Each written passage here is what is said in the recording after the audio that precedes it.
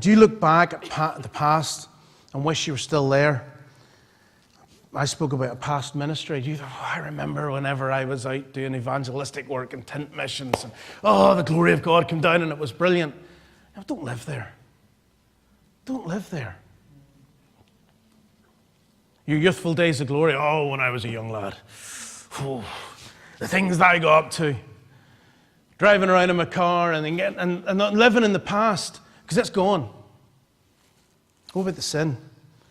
Do you ever sit and think, do you remember when we used to go out partying and we used to have so much fun and holding on to those things, stopping you moving into the presence of God?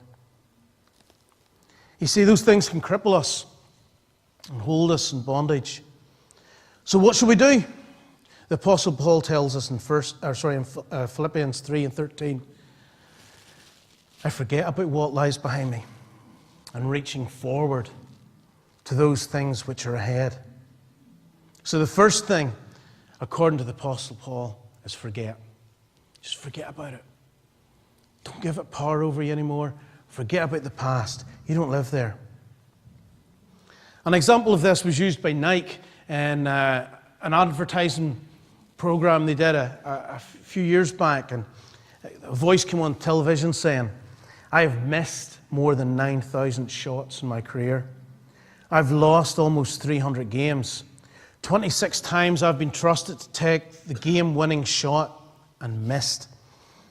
I failed over and over and over again in my life, and that's why I succeed.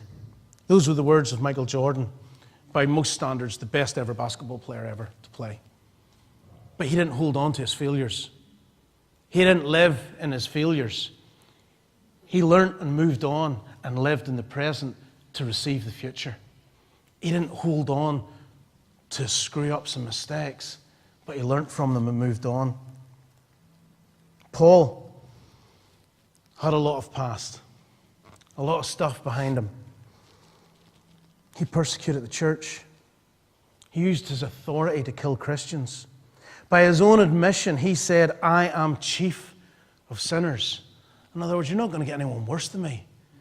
You're not going to get anybody out there who hasn't done what I've done and more. I'm the worst there could be. But then he says, we forget about it. He could have walked around in his life and carried that stuff in his back. But you see, when it came to thresholds, he wouldn't have been able to move through.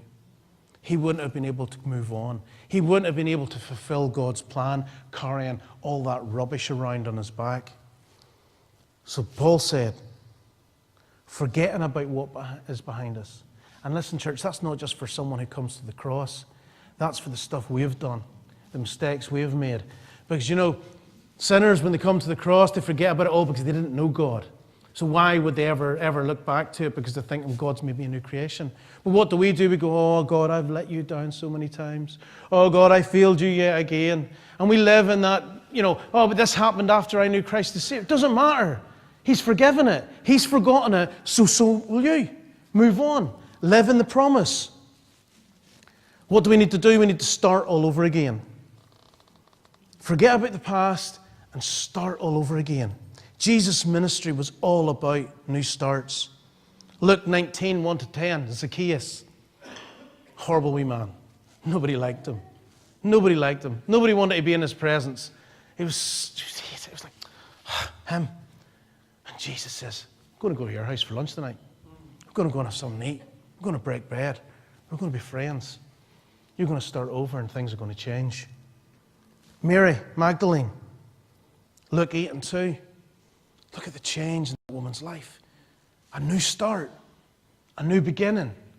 From that moment on, from this moment on, right now as we're standing on the threshold of promise, decide to get rid of the past and start over. What about Legion, the man of many demons?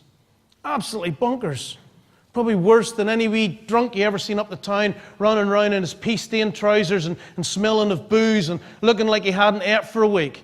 Worse, far worse than that, worse than we can imagine. This man running around naked in a graveyard, tearing at his flesh, tearing at anybody that came near him like an animal.